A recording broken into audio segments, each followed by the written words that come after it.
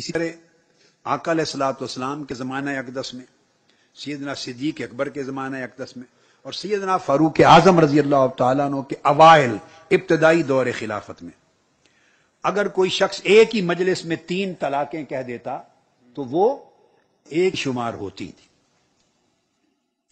ایک شمار ہوتی تھی۔ سیدنا فاروق اعظم رضی اللہ تعالیٰ عنہ کے عہد خلافت کے ابتدائی حصے میں بھی ایسا ہی تھا، اور آقا علیہ السلام کے زمانے اقدس سے ہی تھا۔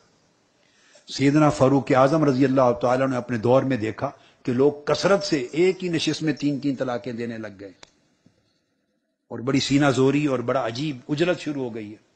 آپ نے حکم دے دیا کہ ایک ہی مجلس میں جو 3 طلاقیں دے گا وہ 3 طلاقیں شمار ہوگی۔ مقصود یہ ہے کہ سیدنا فاروق اعظم نے حکمت اور ظروف اور احوال کے تغیر کو دیکھ کے نیا حکم صادر فرما دی۔ اب بعض مذاہب فقہ نے اس کو اپنایا ہے، بعض نے نہیں اپنایا، تو 2 راستے بن گئے۔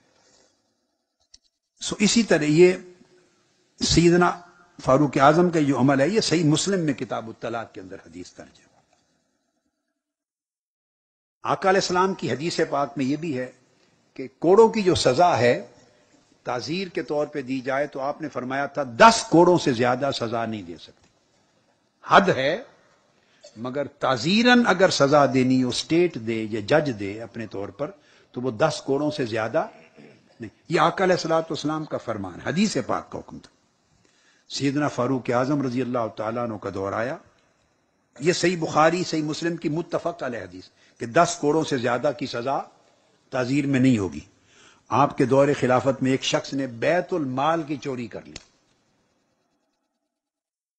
یعنی سیکریٹری خزانہ تھا، وزارت خزانہ کا ملازم تھا، افسر تھا، بیت المال کی جعلی مہر بنا لی اور جعلی مہر لگا کے تو چوری شروع کر لی۔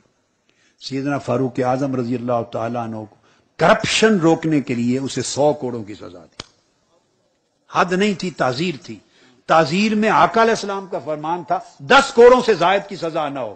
سیدنا فاروق اعظم رضی اللہ تعالیٰ عنہ نے کرپشن، سرکاری خزانے کی کرپشن روکنے کے لیے تعزیر میں 100 کوڑوں کی سزا دی۔ آپ دیکھیے کہ احکام میں کتنا تغیر کیا ہے۔ سیدنا فاروق اعظم رضی اللہ تعالیٰ عنہ کے زمانہ اقدس سے قبل کوئی قتل کر دیتا تو دیت ادا کرنی ہوتی تو دیت اس کا قبیلہ دیتا تھا، کہ وہ رسا اور قبیلے والے دیتے تھے۔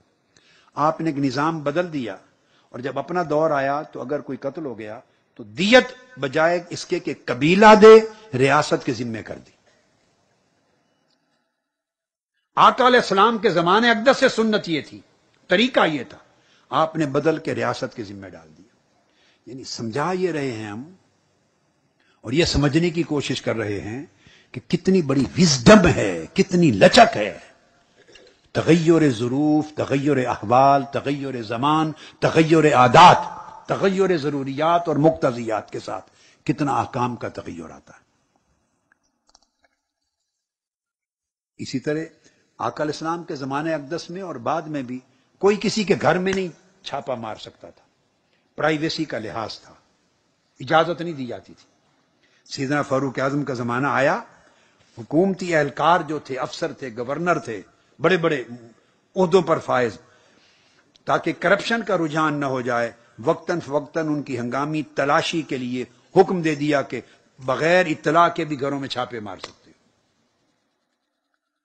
یزید بن ابی سفیان کے گھر چھاپا مروایا سیدنا فاروق اعظم نے، ابو سفیان کے بیٹے۔ حضرت عمر بن العاص کے گھر چھاپا مروایا، ابو موسیٰ اشعری کے گھر چھاپا مروایا، حضرت ابو الدرداء کے گھر چھاپا مروایا، ابو عبیدہ بن الجراح کے گھر چھاپا مروایا، حضرت خالد بن ولید کے گھر چھاپا مروایا۔ یہ محض انتظامی مسئلہ نہیں ہے، ایک سنت ہے، روش ہے آقا علیہ السلام کے زمانے اقدس سے لے کے اب تک، جب ضرورت محسوس کی اس کو بدل دیا۔ اور یہ وہ حکمت ہے، یہ بدلنا حقیقت میں نہیں تھا، یہ جو بدلا ہے یہ اسی حکم کے اندر اس کی روح تھی، اس حکم کے اندر موجود روح تھی، جو حالات بدلے تو اسی روح کو نئے طور کے ساتھ نافذ کر دی۔ قرآن مجید نے زکوٰۃ کے 8 مصارف بیان کیے تھے، 8۔ ان میں ایک مؤلفۃ القلوب کا بھی تھا، کہ کسی کو مسلمان کرنے، دین کی طرف راغب کرنے، اسلام قبول کرنے کے لیے، یا نو مسلم ہو تو دین پر پختہ کرنے کے لیے اس کو زکوٰۃ کی مد میں سے دیا جاتا، مدد کی جاتی تھی تاکہ اس کی رغبت ہو۔ اب یہ قرآن مجید کی نص ہے 8 مصارف میں سے مؤلفۃ القلوب کی مد۔ سیدنا فاروق اعظم رضی اللہ تعالیٰ عنہ نے اس مد کو معطل کر دیا۔ فرمایا اس وقت حالات اور تھے، اسلام محتاج تھا کہ لوگ زیادہ سے زیادہ داخل ہوں، اب اسلام بے نیاز ہو گیا ہے تم سے، اب اسلام تم سے بے نیاز ہو گیا ہے، جس نے اسلام میں رہنا ہے رہے، جس نے نہ رہنا نہیں رہے، اب پیسے دے کے تمہیں اسلام کی طرف راغب نہیں کیا جائے گا۔ مؤلفۃ القلوب کی مد کو معطل کر دیا۔ دیکھیے کتنی بڑی حکمت ہے۔ سیدنا عثمان غنی رضی اللہ تعالیٰ عنہ کے زمانے میں اس کو امام محمد بن حسن الشیبانی نے بیان کیا ہے، اسی تغیر الاحکام بتغیر الظروف والاحوال والزمان کے تحت، کہ عبداللہ بن عوف رضی اللہ تعالیٰ عنہ ان کی طلاق ہو گئی، ان کی اہلیہ کو طلاق دے دی، وہ مریض تھے، عدت پوری ہو گئی، ان کی وفات ہو گئی، عدت پوری ہو گئی، عدت پوری ہو جانے کے بعد وفات ہوئی۔ سیدنا عثمان غنی رضی اللہ تعالیٰ عنہ نے اب شرن عدت پوری ہو جانے کے بعد ڈیتھ ہو تو وراثت میں حصہ نہیں ہوتا، اس متعلقہ عورت کو بعد از انقضاء عدت اس کی وراثت میں حصہ دار ٹھہرا دیا۔ سیدنا عثمان غنی نے حصہ دیا وراثت۔ اس کو امام محمد بن الحسن الشیبانی نے الموطا میں روایت کیا۔ آقا علیہ السلام کی بارگاہ میں آپ کو معلوم ہے زائرین آتے، وفود آتے مختلف ممالک سے، قبائل سے، اور ہدایہ پیش کرتے تھے۔ خلافت راشدہ کے دور میں یہ عمل سیدنا صدیق اکبر کے دور میں رہا، جو زائر آتے ہر کوئی حسب توفیق ہدایہ تحائف پیش کرتا، یہ معمول تھا۔ حضرت عمر بن عبد العزیز کا زمانہ آیا، یہ صحیح بخاری میں ہے، صحیح بخاری میں، انہوں نے کہا کانت الہدیۃ فی زمن رسول اللہ صلی اللہ علیہ وسلم ہدیۃً والیوم رشوۃ، فرمایا آقا علیہ السلام کے زمانے میں ہدیہ تھا، آج رشوت ہے۔ اب کوئی شخص جو تحفہ اور ہدیہ لے کے آتا رد کر دی جاتی، فرمایا یہ حرام اور رشوت ہے، کیونکہ اس کے پیچھے مخفی محرکات ہیں جو عام طور پہ نگاہوں کو دکھائی نہیں دیتے۔ حکم بدل دیا، صحیح بخاری کتاب الہبہ میں ہے۔ اب یہ تو خلفائے راشدین کا دور بھی نہیں، عمر بن عبد العزیز کا دور ہے، تابعی ہیں، مگر حکم جاری کر دیا۔ پہلے زمانے میں قرآن مجید کی تعلیم دینے پر اجرت اور تنخواہ ممنوع تھی، امام اعظم کا فتویٰ اور ائمہ کا فتویٰ تھا، ممنوع تھی، جائز نہیں تھا۔ بعد میں لوگوں کی مصروفیات اور لوگوں کے احوال ایسے ہوئے، اور امام اعظم اور صاحبین سب کا فتویٰ یہ تھا، لیکن بعد ازاں ائمہ نے، فقہا نے، کیونکہ مستقل وقت دینا دین کو پڑھانے کے لیے اور قرآن پڑھانے کے لیے نہیں تھا، لہذا حکمن اجماع کے ساتھ اس کو جائز قرار دے دیا، فتویٰ بدل گیا، اور آج تک اسی پر عمل ہے۔ اب قرآن مجید کی تعلیم دیتے ہیں، دین کی تعلیم دیتے ہیں اساتذہ، ان کی اجرت تنخواہ جائز اور حلال ہے، امت کا اجماع ہے۔ اوائل دور میں مختلف حکم تھا، حالات اور تھے۔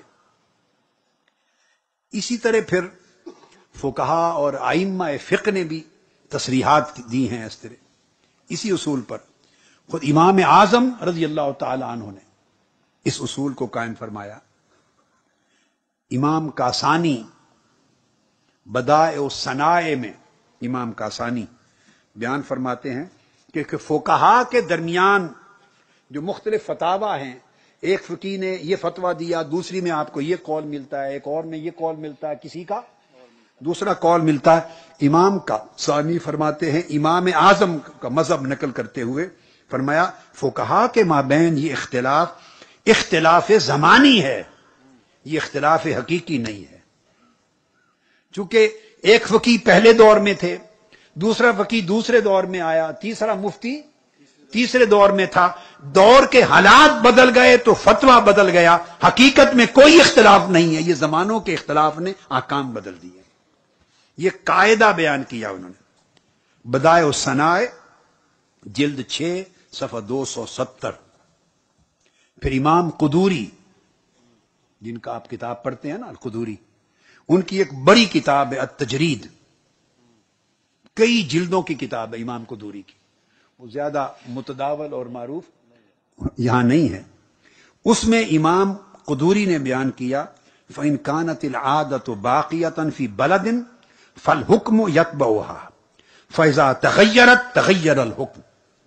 امام قدوری فرماتے ہیں اگر کسی ملک اور شہر میں کوئی خاص عادت اور رسم اور رواج رائج ہے تو حکم اس معروف عادت اور رواج کے مطابق ہوگا، لیکن بعد کے کسی زمانے میں وہ عادت اور رواج بدل جائے تو حکم بھی تبدیل ہو جائے گا۔ یہ فرع، یہ قاعدہ بیان کر دیا امام قدوری نے۔ کتاب التجرید جو ہے، کتاب الایمان، جلد 12 اور کلیہ نمبر 6456 مسئلہ۔